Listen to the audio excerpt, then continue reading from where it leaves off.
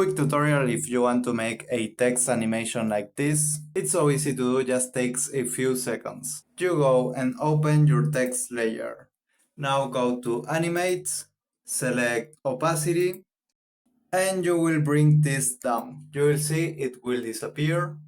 And now to animate this opacity, we have to open Range Selector, and we just have to animate this Start property. You will see if I move this, the text will reveal. So make a keyframe at 0%, go forward, and increase it to 100%. And now let's preview the animation and you will see it works.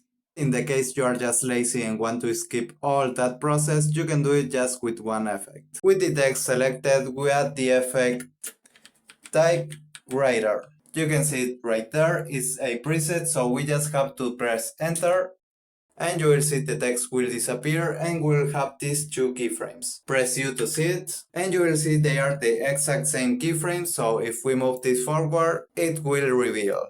So to adjust this, just move these keyframes closer together to make it faster. You can see it's faster there.